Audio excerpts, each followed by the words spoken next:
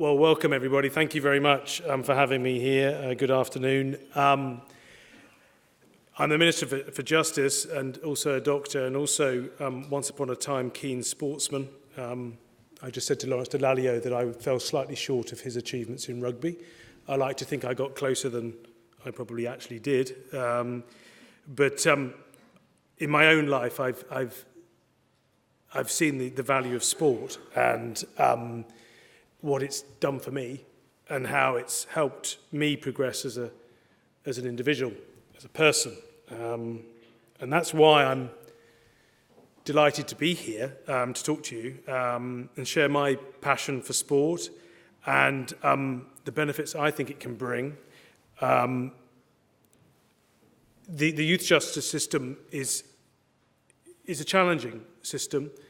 It's a difficult environment, without doubt, and it's well reported.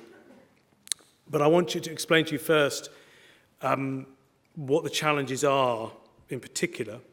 I want to share some stories of how sport and sporting organisations, sportsmen and women, are already having a positive impact. And I'll finish by setting out how we can, and with your help, hopefully, build on what we've started.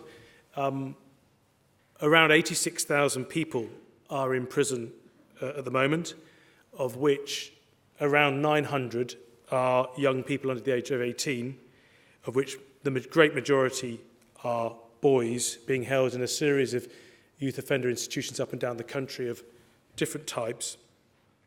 Over the past few years, we've massively reduced the number of young people that we lock up. It's gone down from about 3,000 10 years ago to, as I've said, just below 1,000 now. But to keep those numbers down, we have got to get better, I think, at diverting young people, often vulnerable young people, away from crime. And I want to celebrate some of those organisations that are already doing this. Street Games, the Premier League Kicks programme, Fight for Peace, which is a boxing organisation that originally started in Rio, in the favelas in Rio. Their work already, I think I saw one statistic, about 80%, 82% of NEETs that they've worked with are now in employment or training. These organisations are already doing great work, and I'm intending to provide as much support for them going forward so that they can continue doing so. But we do have this hardcore of young people who remain in custody, and these are very challenging individuals, and violence is a particular problem. We know that youth justice, the violence rates are 10 times in the youth estate more than they are in the adult estate. And we've got to deal with this, not only because we want to turn these kids' lives around, but also we want these institutions to be safe and secure for the staff to work in. And more broadly, we want society to be safe and secure. And we know that sport helps. For example, the governor at Warrington Youth Offender Institute incorporates sport quite a lot in the sort of typical programme there.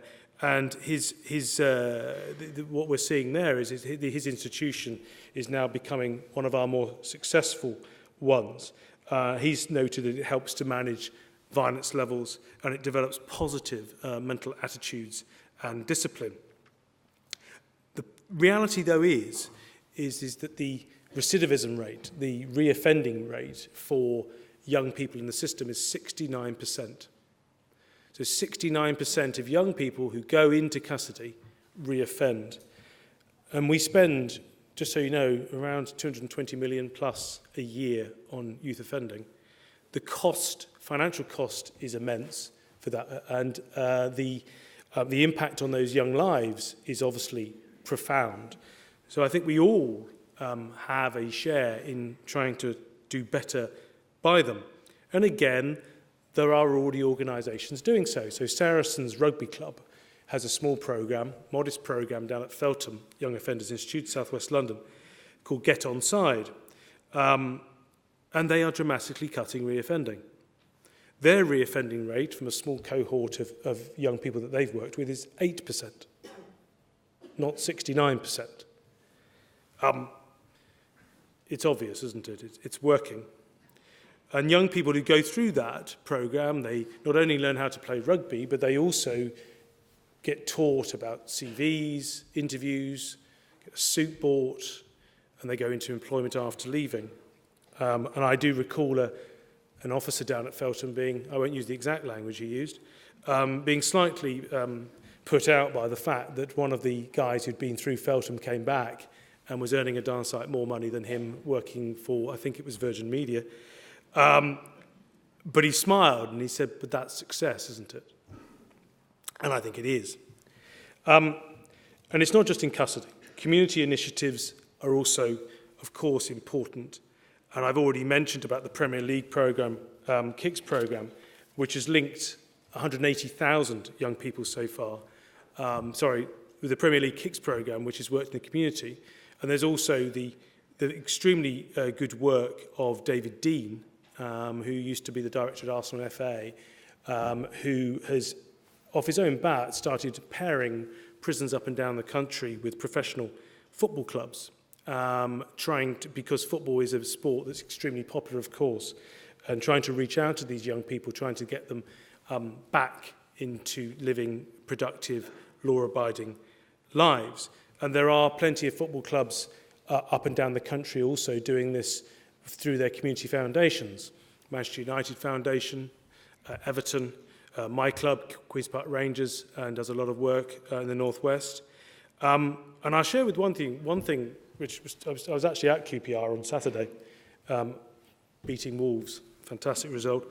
And I was handed a leaflet that had been handed around at Wormwood Scrubs.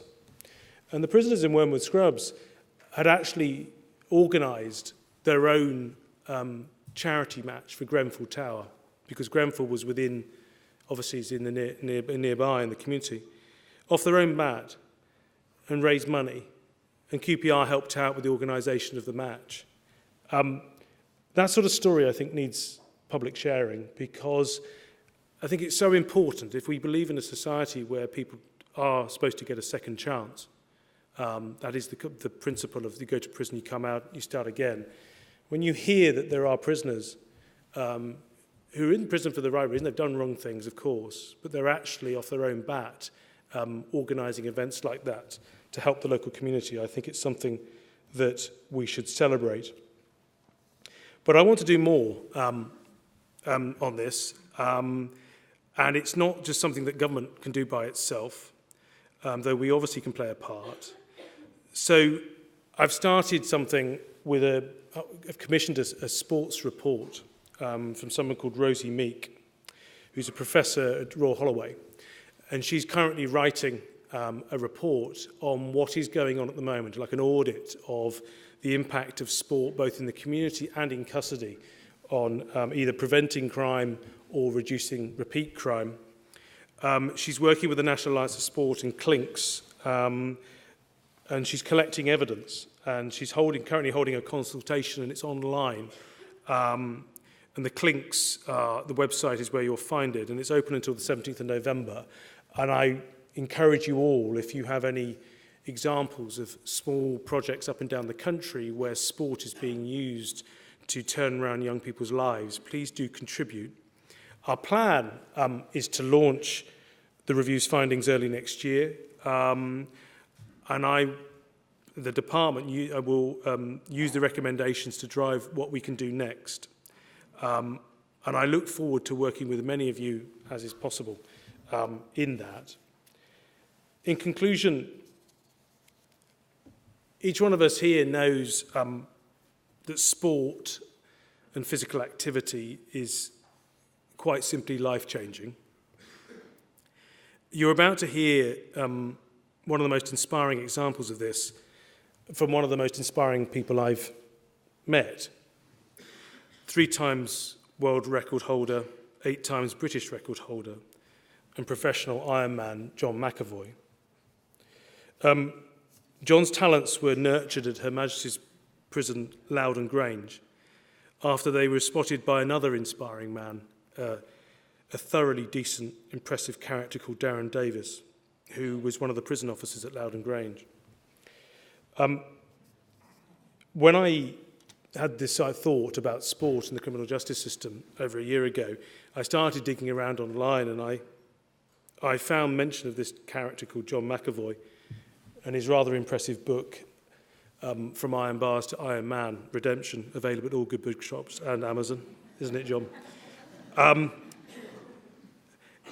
He gave a speech at the first round table I held in the department, and it was everything I needed, because the room was full of people who were involved in sport and its value in the criminal justice system. But suffice to say, everybody in the room doesn't forget John's contribution. So do listen. It's the most important contribution. It's not mine today, it's his. Can I leave you with a plea? If you can, please help to bring the benefits of what you know that sport and physical activity brings in other walks of life to the criminal justice system, to the people in it, the people at risk of getting caught up in it, and those trying to build new lives. They are sorely needed. Thank you very much.